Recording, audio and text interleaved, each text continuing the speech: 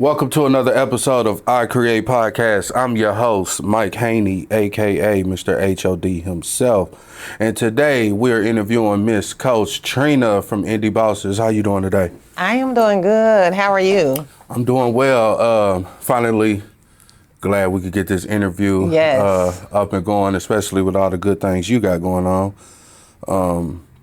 So I'm gonna just jump right into it. What made you decide to get into the home care industry? Getting into the home care industry, I've been in it for over 20 plus years, maybe a little over than that now. So it's just something that I always have done, even with dealing with behavior health, yep. Clients, just things like that. So I've been in the field probably, in that field probably 35 plus years, and I'm not that old, but I've always been working with kids all my life. Oh, okay. What separates your agency from everyone else's? I'm one of them people that likes to think out the box. So I think every agency has its own unique when it comes to the industry. But for me, I feel like I have to do something out the box that other people do not do, especially when it comes to your clients, how you treat your staff and things like that. So I think I'm unique in my own little way. And plus, I'm Coach Trina. What was the hardest year in business and how did you survive it? I think I would say last year was probably kind of hard for everybody due to all the changes that was going on with Medicaid and things like that. So I think that was the hardest year because when you was making so much, it seemed like through all the changes and how the clients was coming in, they're not coming in like they used to. So it's just a lot of changes that's going on. I agree with that. What's one mistake you see new entrepreneurs make over and over? I would say not having a plan in place for things that, might take place when it comes to the changes from the state. Sometimes we have to be prepared and ready. And once we read certain bulletins or see certain things come across our email, sometimes we ignore it. I say don't ignore it. Be prepared for what these people are about to do. You know what's so crazy about the state? The state don't play. I work part-time for a nursing facility, and every time state is in the building, everybody is running around like a chicken with their hair cut off. State's in the building, make sure you da-da-da-da-da-da. And I'm like, God damn, like, is it that deep? Like, so listen, they gotta be ready. You know what I'm saying? You gotta be already ready before they come. If someone only had $1,000 to start a business today, what would you tell them? What type of advice?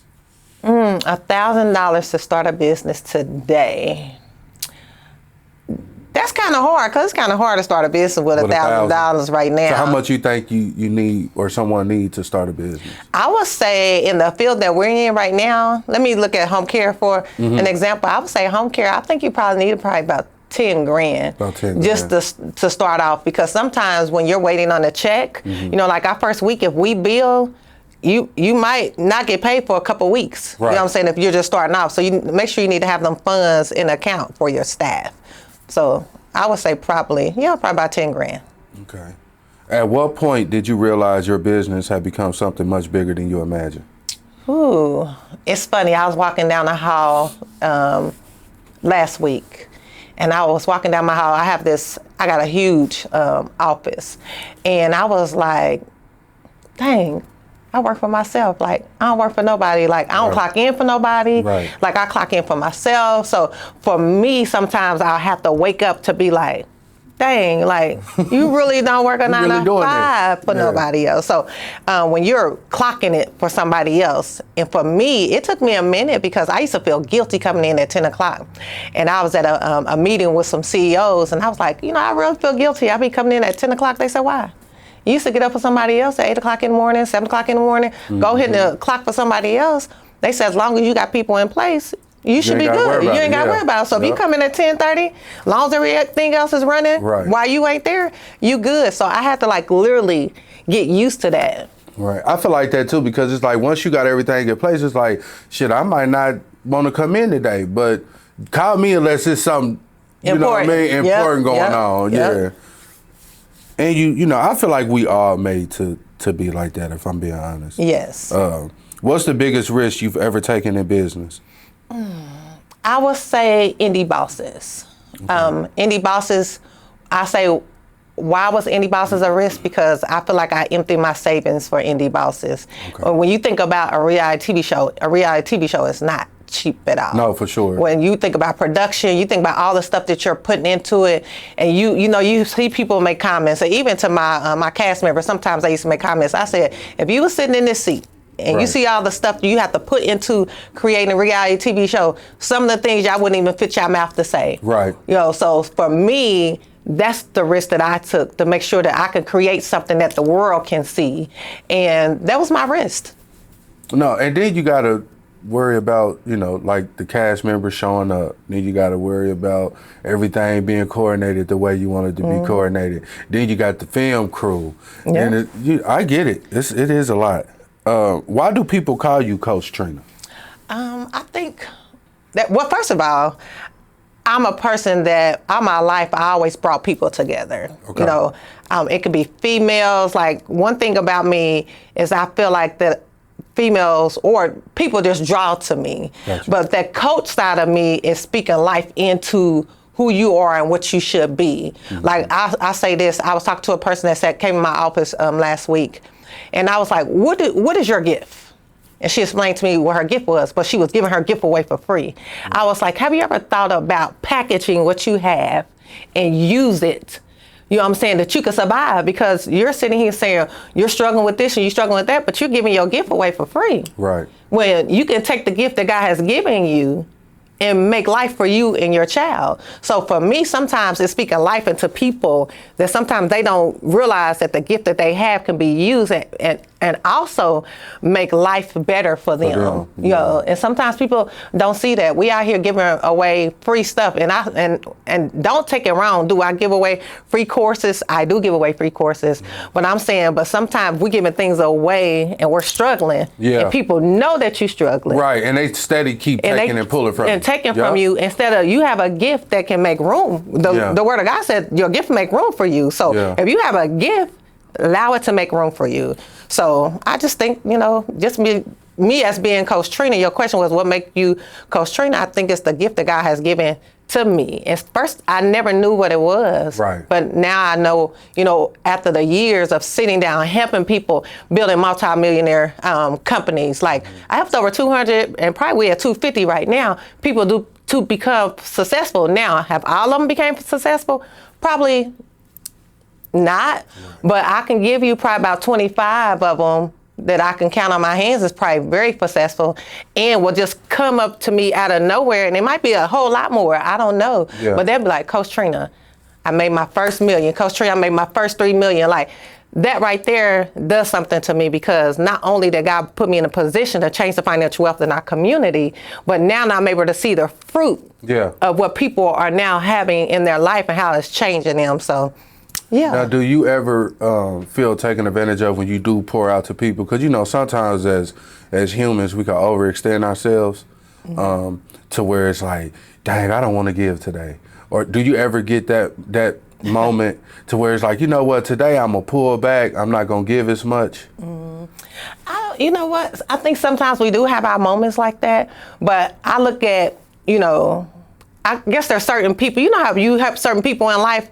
And for me, when I first got started in coaching people and becoming a consultant agency, I've seen people tell people, oh, she didn't help me. I did this myself. Gotcha. Or she didn't help me. And I'm thinking, like, why would people say that knowing that you helped them get to where they are? But sometimes people don't want nobody to know that somebody helped them to get, where they are. So to me, sometimes, especially when they close people that was close to you, it's disappointing that they can say something like that. So I think sometimes when you look at it like that, you be like, oh, maybe I should pull back. But, that's just how they look at life, but I can't look at it like that. You know what I'm saying? Yeah. Especially when, God has been so good to me. If there's a need and the person has a need, I feel like I should be able to give where that need needs to be met. That makes sense. Okay. What's the difference between being a boss and being a leader? Oh, shoot. I think, okay. How do I explain this? A leader is somebody that leads by example. Okay. Okay. Now I can say I'm a boss, but how are you leading the people that's in front of you? You see what I'm saying? So I could say you're an indie boss all day long. Or, when I say indie boss, everybody around me be like, I'm a boss. But even as you being a boss, what are you doing to be able to lead the people in front of you? There's two type of people, and I look at it, and I explained this in one of my classes. I said, you could either be a CEO, or you can be a CEO and have a mindset that you're working as a staff. You know what I'm saying? So but you can say you're a CEO, but you still feel like you need to go hit a clock, go in these houses and work and do things like that. Sometimes we have to change our mindset. What do a CEO do? A CEO is a person that comes in and bring order and make sure things are ran right. So that's how I look at it. Okay. Have you ever had to fire someone you truly cared about? Fire someone I truly cared about. Not in my place of business. Okay. Not in my home care business. So I would probably say, I'll take that back. I have. You have? Yeah. It was somebody I built a relationship with, but also I feel like they took advantage of what I was doing. So yeah, I did have to allow somebody to go. And what are you doing to not let that situation happen again? Remember, I just told you we got to stop overextending ourselves. I think that I'm very and I have people around me that they don't play. So if they see certain things, they're gonna call it. They're gonna call it what it is. Then we already see this before. Like, no, this person is not right. So them the type of people that I have around me that just like, no, she ain't no good. It's good to have good people like that around you.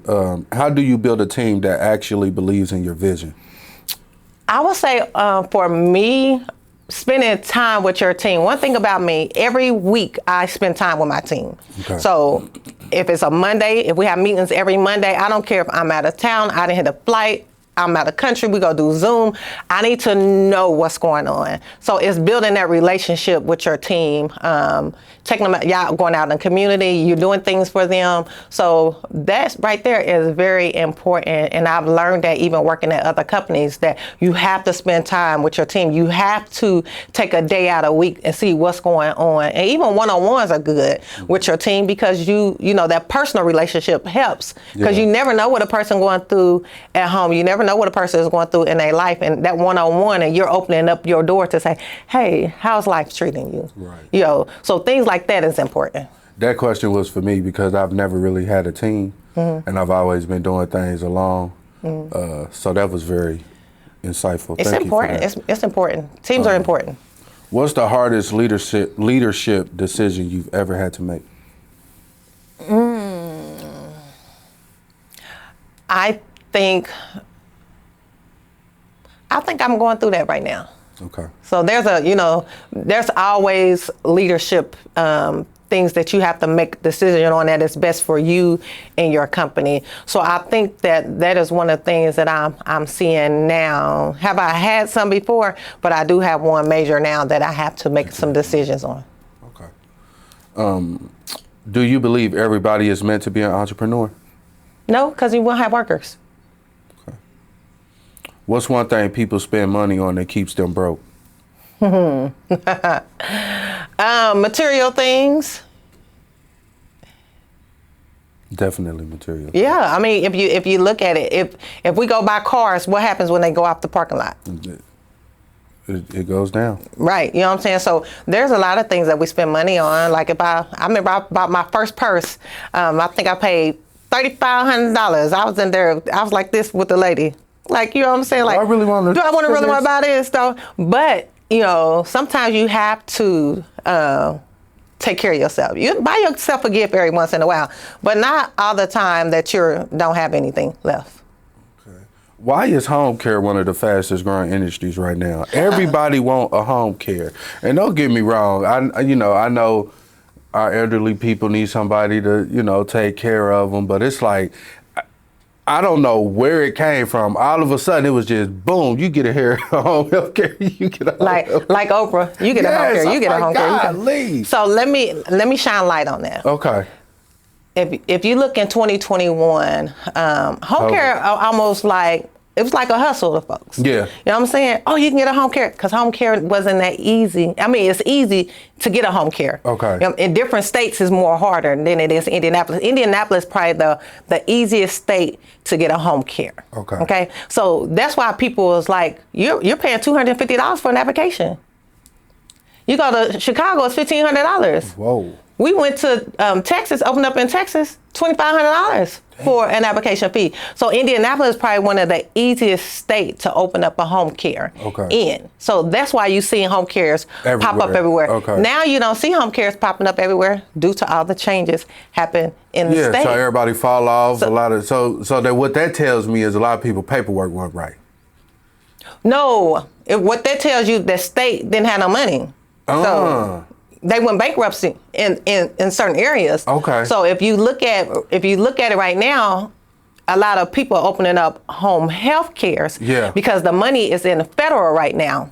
It's not in state right now. Gotcha. So that's why we was having issues. That's why they cut hours in home care for your clients. Yeah. Clients that might got 112 hours, they might be down to 40 hours right now. Damn. So it really is what the state decided to do. Some people was supposed to have 40 hours, got 20 hours now. So it's a big change in home care. But home care was like a hustle. And listen, when I say it was good, it was good. It was good. Yeah, I could tell.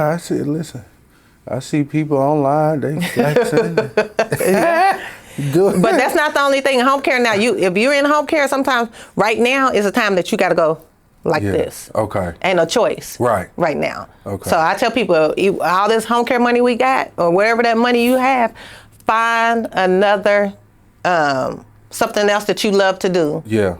Because you're gonna have to. And then eat off of that. Yeah. Okay.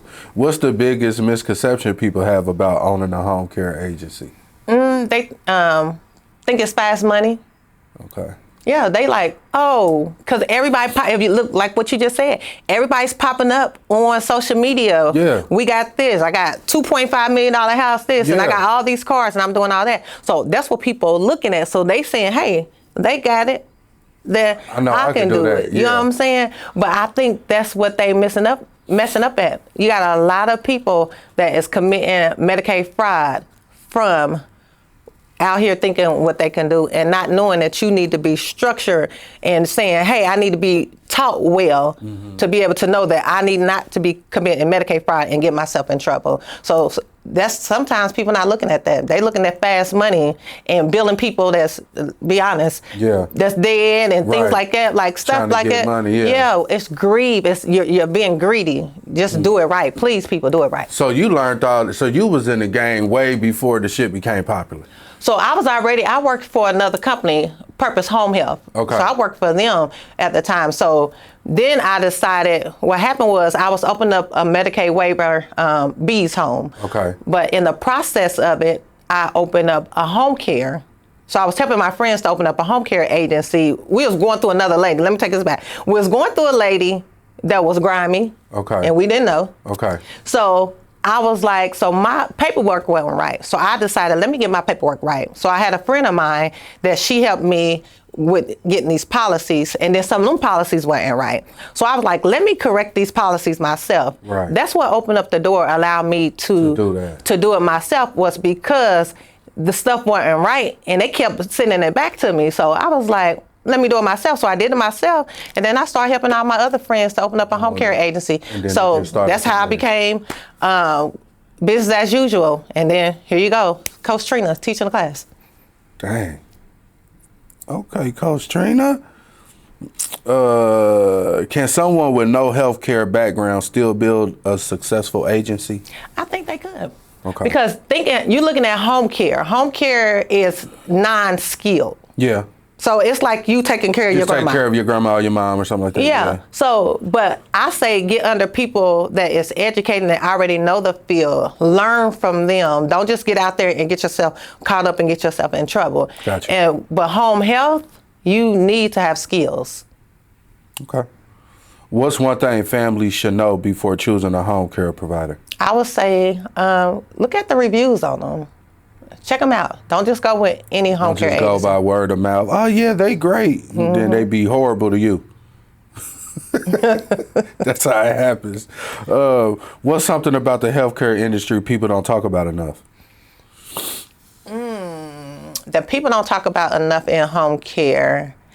One of my pet peeves is that if you come to my office for an interview, we just allow people to just come in and look like anything. They got on Daisy Dukes, a half top, and have a bonnet on their head. And for me, when you walk into an interview, you got to be suited and booted, man. You see what I'm saying? Yeah. But we just allow anything, and they get mad because when a caseworker gets to the house and saying this person is looking like this or got this on, you allow them to come to the interview like that. So what makes you think they're going to go in your house and look any different? Right. You have to have a standard, and that's how I am. I'm telling you, my standard is just so top notch. I had a girl to come in. I said, ma'am, you got to go home and change clothes. Yeah.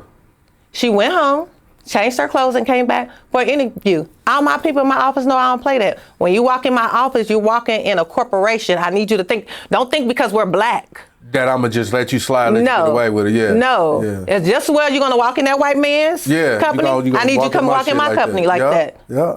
At the end of the day. I don't roll like that. I respect that because a lot of people don't take pride in like their jobs anymore. Like I see that with bad experiences with like restaurants and things like that. And it's like, dang, you really came to work like this? You know what I mean? It's like, it's crazy. I don't want to be here. It's like, listen, go home. Because people are representing you. They representing your company at the end of the day. Now, if you don't mind that they out here, they got your company name on, they got a bonnet on their head, they got some Daisy Dukes, and they with your client, if you don't mind, then that's on you. But for me, we're going to rock this out right. I need you on some scrubs, a t-shirt, whatever you're supposed to be in. That's what I need you on with it on. Shout out to Coach Trina. I hope y'all taking notes. All right, Indy Bosses. Yes. Your baby. That is. Everything, you put everything into it. Mm-hmm. What inspired you to create it? So one day I was in the shower is like my secret place. That's just me and God, okay? So I was about a year and a half ago, God gave me this vision of Indy Bosses. Okay. And I'm like, a reality TV show?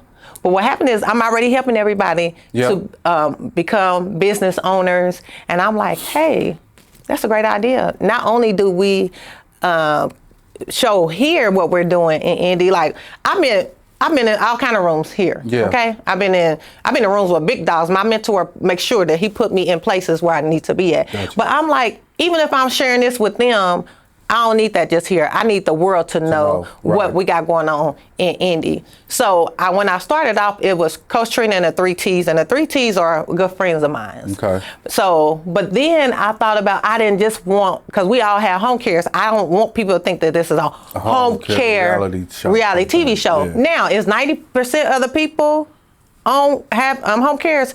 Yes, but I wanted like different people. If you look like Ants that does, extensions and things like that. So we have like different people also do different things in Indy Bosses. But when God gave it to me, I was just like, okay, Lord, you gave it to me. I mean, you about to do something with this because you gave it to me. You gave me the vision. So I announced the reality TV show. I want to do a reality TV show. And it seemed like God just put everything in place. I met Yandy. Yandy came and did my conference. When Yandy did my conference, I told her she met all the Indy Bosses. So she like, these women down here like really doing their thing. You know what I'm saying? Yeah. So she got on the phone, called Kim Osorio, which is my writer today, and said, hey, Kim, I want you to meet Coach Trina. And it took off from there. Like the doors started just opening. So that's how I knew it had to be God, because how do God put something like that in place? Like all the way in. He already had it puzzled. It was already mapped out. It was already together. So I knew it had nothing to do with me. I knew it had to come from him. For sure. Because how do you now have a reality TV show, which is my executive producer from Love and Hip Hop, a part of Indy Bosses? Right. How? So what made you feel like Indianapolis needed its own reality TV show? I just feel like, what we're doing here, the world need to know. So now you think about it. There was there other reality TV shows out here? Yeah, you have who? Was it the baddie? Not the what we got from Indianapolis? the young ladies. I know what you're talking about. But yeah, so I think they already had their stuff. Yeah. I already had their stuff going. So I'm like, now we need an entrepreneurship. Yeah. Let people know that, you know, it ain't just the Pacers here. It ain't just the Colts here. Yeah. It ain't just Mike Epps. You know what I'm saying? Like, we got some people in Indy that's really clowning, and people need to know for sure. who we are. So for me, I wanted to go like nationwide. I didn't just want to be, we're just Indianapolis, Indy Bosses. No, I need people to know like Indy Bosses is going nationwide. So we everywhere. We filming in New York, Atlanta, California, like everywhere. Florida, we filmed our first episode in Florida. Part of our first episode. Then we came back to Indianapolis and filmed it. So the first part was my birthday party in a $19 million mansion house. And I was like, this is where we need to film it. So the house was beautiful. And we filmed in that place. And I'm just like, I just want to put Indy on the map. Did you get any backlash from that? Because let's just say I think I'm an Indy boss, right? Uh-huh. And I see you doing a reality show, and I'm like, well, she done had me on there, woo. Did you get any backlash like that from people? We got people that came to the casting call and said that they know they made the show and then got mad because they didn't make the show. But you came out telling people, yeah, I made it, I'm gonna be on. Yeah. And then all of a sudden, you mad at me. I wasn't the one. I had judges, so it just wasn't Coach Trina. It was all the judges, and it was a point system. If you didn't make the high point system, you didn't make it. So that means the judges didn't love you. But yeah, I mean, you have people that got upset because of that. Okay. What can viewers expect from the show that they won't get anywhere else? I've seen a few clips, okay? Oh my God. There's some crazy shit going on. So first episode is like, you know, it's drama filled. Even the second episode is drama filled. And, you know, people be like, oh, we want to see, like, what do, okay, we know Coach Trina, what you do, but what other people do. Right. I'm like, listen, y'all, we got to get to it. Yeah. Because people don't understand it's a storyline. No, for sure. It builds up. Yeah. It builds up. So if something happens in the midst of us filming, we got to follow it. Yeah. We can't just say, oh, we about to cut it off. You have to follow it. You know what I'm saying? And I really didn't know that until I start getting with my writer, and she said, "Hey, Trina, we can't do that. We have to finish the story." Gotcha. But sometimes people don't understand that. Yeah, I want to give y'all the information of what do Tamika Washington does, or Tamika Payne, or Tanya. I want y'all to get the story of what they do. But if the drama is there,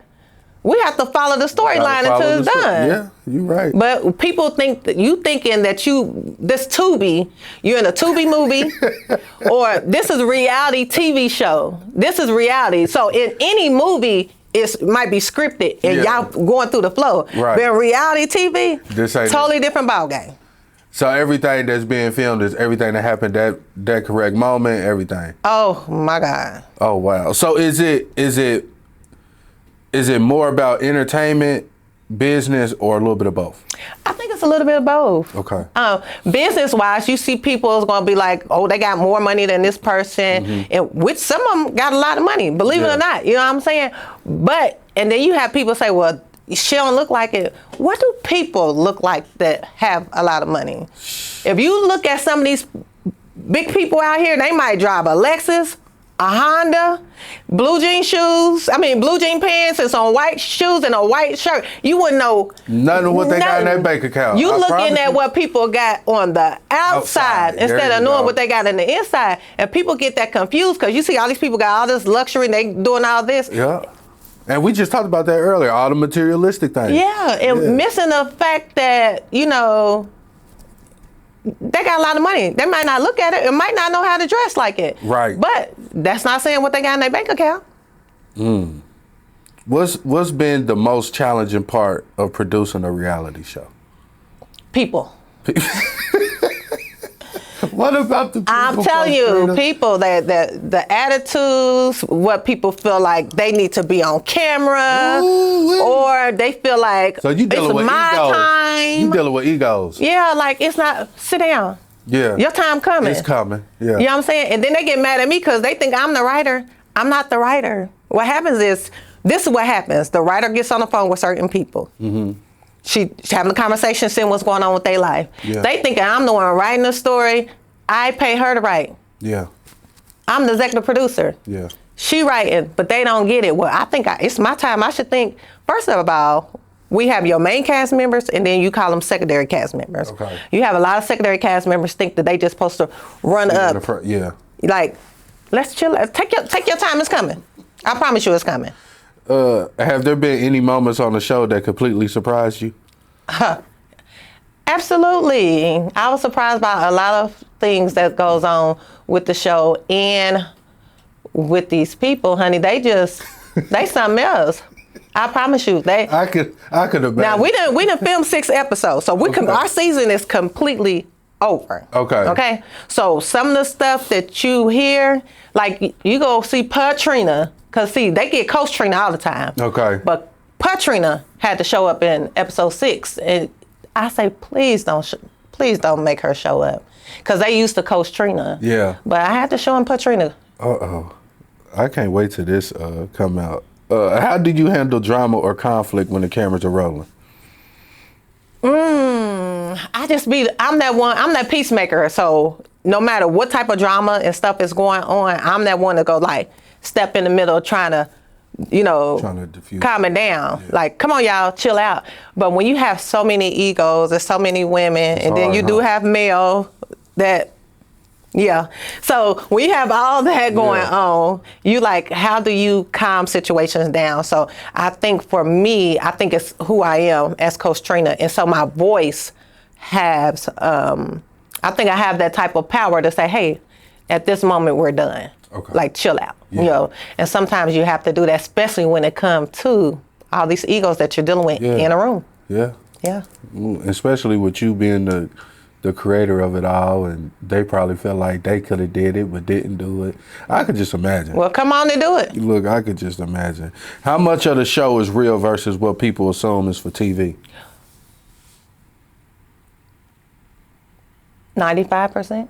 95% real? Real talk. Damn. It's like nothing. Listen to what I said. If she calls them, she's asking them what's going on. Right.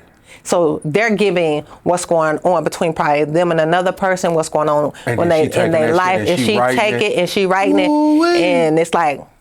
And then when people hear about it, Yeah. Y'all do it too much. Okay, Indy Bosses. Have you ever had to remove someone from the show while filming? Not remove. I say we had a meeting that we have to ask the person to leave. Okay. So the cameras wasn't rolling at that time. Mm-hmm. We just thought that it got a little heated, and we had to ask a cast member to leave. Mm-hmm. Okay. What's been your favorite moment filming Indy Bosses? My favorite moment of filming Indy Bosses, I think all of it. Okay. And the reason why I say that is because I never thought that I would speak something. And then you could see it. And then I could see it a year later.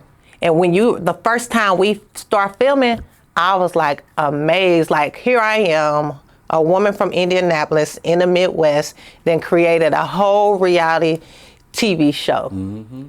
And not that I just created a reality TV show, but now here we are being able to share what entrepreneurs are doing on the scale that they probably never thought they would ever be on. Let's see. What's your vision for Indy Bosses over the next 5 years? Over the next 5 years, that we're still filming and making a lot of money. And that's the vision. That's the vision. Keep going, having the network pick us up. And that's one of the things that we're working on right now is either we're going to stream our first season on streaming platform. I was just about to ask you that too. Yeah. So like if Netflix, BET, or what's the one, Zeus, called tomorrow, which platform would you choose and why? I would probably pick either BET or Netflix. Okay. I don't know too much about Zeus because I know Zeus is more like them. They be like fighting and doing all that stuff like that. So I don't know, too much about it. But I think that I do have some things going on in the corner of sitting down with a network, and that is the goal. Okay. So, first episode drops when? Drops on Monday. Okay. Now, how are y'all gonna stream that first episode? So we're gonna stream it on YouTube. Okay. On the YouTube channel. Yeah, we excited. You know, we went to the BET Awards. I seen that. Shout out to y'all. Y'all was fly as hell. Well, thank you. And we had a great time, and I met so many people. Like, we was literally in a hotel where all the celebrities at. Like, right. Any celebrity you could think of. They But was we there. sitting outside, they walking by. I mean, they in the hotel. Like, it was a great experience. And just to say that we walked the red carpet. You know what I'm saying? Like, you can't pay to get on the red carpet. Right. I don't know where people get that from. Yeah. You can pay to go to the BET Awards. But you can't pay to get on that red carpet. How did that moment feel, Coach Trina?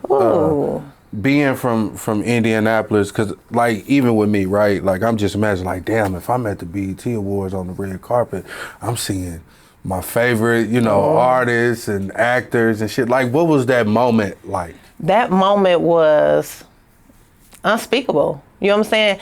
So when we walking through, I mean, you saying everybody. I got Jamie Foxx standing right here next to me. I mean, you got everybody.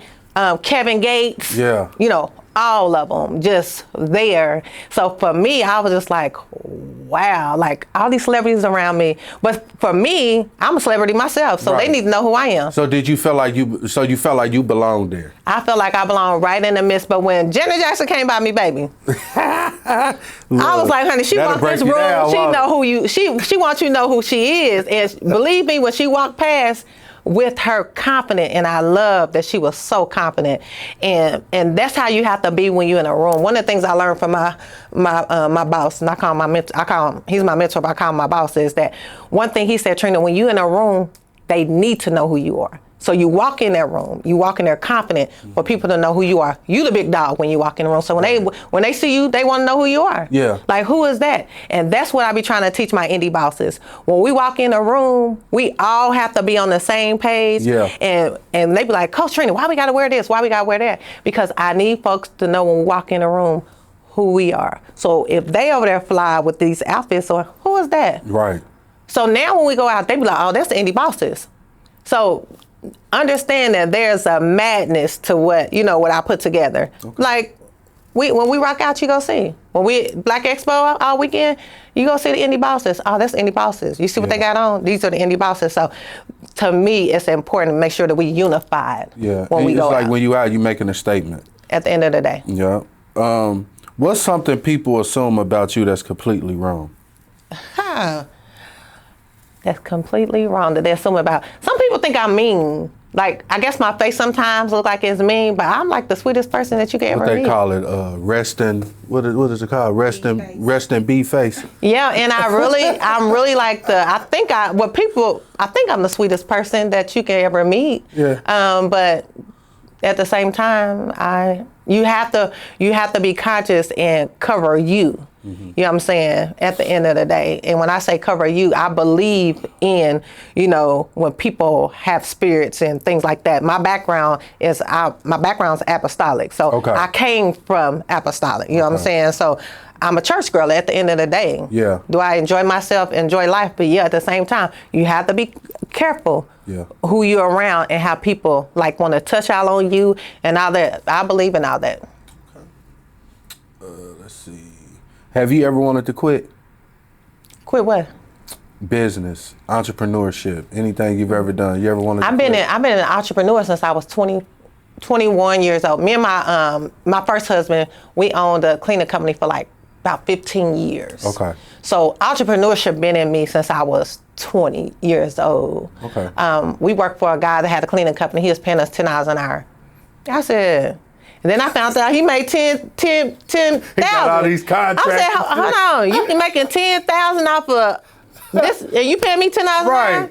I told my husband, my ex-husband, I said, listen, we're about to start our own business, baby. And at the age of 21, we was making $12,000 a month. Young couple, 21 years old, and we was making that money. So could you imagine? No, we're not working for nobody. But after that, I did have to go back into, after we got divorced, I ended up going back into, the workforce, in the workforce period. But, it was a part of life. But, yeah, I'm never working for nobody again in my life. What's the biggest sacrifice you made to become successful? Moving me out the way. We are our worstest enemy. So that's why I tell people, when people think you're in people be like, oh, they in competition with you. They can't be in competition with me. All right, I'm in my own lane. I'm in competition with myself. Yeah. Every day I get up, I got to deal with me.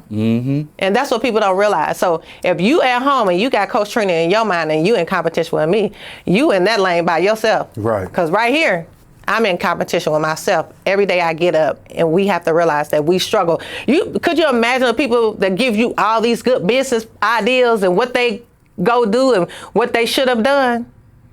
It was themselves that stopped them. But if you get up every day and say, hey, this is what I'm going to do in life, this is what I'm going to be. Towards it, yeah. And I have a saying and it's crazy because when I started doing home care to all my millionaires, my billionaires, my trillionaires, people used to get upset because they were like, why do Coach Trina keep saying that? Because I'm speaking life. I'm speaking life into you. You are what you speak at the end of the day. That's so if I want to be a millionaire, I got to speak millionaire. You know what I'm saying? Right. So you got to speak that over your life. And some people couldn't understand why she keeps saying that. I'm going to keep saying it. And I want you to understand why I'm saying it. And I used to do it like 10 times. Ask my friends. They be like, and I say, repeat after me. Because you are what you speak. That's a fact. And look, all y'all successful. Look, it worked, didn't it? Who keeps Coach Trina motivated when life gets hard? I would say my first of all, God, because sometimes when you want to give up, you got that person on the side of you like, nah, I brought you too far. You can't. Gotta keep going. You gotta keep going. Yeah. You know what I'm saying? Then I have my husband that's motivated. I got my friends around me that's motivated. You have to have friends, and praying friends is gonna pray for you when Coach Trina is not, up Feeling here. up to it, yeah. You know what I'm saying? So you need them friends, and if you ain't got friends that can help you through some hard times, it's rough. It's rough. What legacy are you trying to leave beyond money? I would say my legacy for what I want to leave behind is that girl, Coach Trina, love people. Like, I'm a people lover. I love people. I love to give. I love to give back to the community. And that's something that I feel like I want people to know me by, that she is a person that loves people and has a caring heart. And when I hear online, I met Coach Trina. She has a great smile. She has a caring heart. That's what I want people to know me by. I don't want people to know me by, oh, she's mean, or, give all these ugly things about a person. I don't want to be known as that. I want to be known as a person that loves God's people at the end of the day. Okay. If your younger self could see you today, what do you think she'll say? You're a bad girl. You're a bad girl. Okay, that's it. Just you're a bad girl. You did it, huh? Yeah, we here. You know how they say, Mama, we made it. Mama, we made it. Mama, we made it. Yeah. Okay. What's next for Coach Trina that nobody sees coming? I'm about to rebrand myself. Okay. It's crazy. I was just talking to my friends, and I was like, I no longer want to be, Coach Trina, the home care consultant. Gotcha. I want to rebrand myself. Have I figured all that out yet? No, but I know it's time for me to rebrand who Coach Trina is, and I want to be on mega stages, which I am. Which you are, yeah. So I want to be on stages to be able to talk about business, what it took to be successful, what it's going to take to continue to be a successful CEO, and also here you are with a woman, the Black first woman in the Midwest that was able to take an entrepreneur reality TV show to a level in a year and a half that nobody ever thought. Ever did, yeah. And this is why I tell people, we have 2 camera people, 1 audio person, and a writer. That's my team. That's it. And when you get the quality of stuff that we have, and when you see it, because now we already got it color corrected, it is beautiful. So when you take a show like that to say, golly, like, Yandy said they have 18 people. Yeah. On the set. Yeah, for sure. So when you have 4 people on set that can make this happen, nobody did it like that. So that's why I tell people, nobody gonna do what I do. Okay. You got any shout outs you want to give give some people? So I want to give a shout out to my husband, Stacy, Mr. CEO. Mr. CEO writes music. He did Indy Bosses music. If you hear, we have it on. I heard that song. Yeah, so he writes all kind of music. And I want to give out a shout out to all my Indy Bosses, my best friend Tamara, Tanya, the T's, Tia. I want to give a shout out to everybody that has been an inspiration to Indy Bosses. Shout out to Yandy, Kim Osorio, all my team that has made this first season the bomb. And we're all about to get together tonight. And we're going to turn up we've completed our first season, and I want to appreciate all the people that has put their hands into Indy Bosses, our season 1. And episode 1 drops tomorrow, 7 p.m. on our YouTube channel. All right. I also want to give a shout out to you for giving me the opportunity to interview you.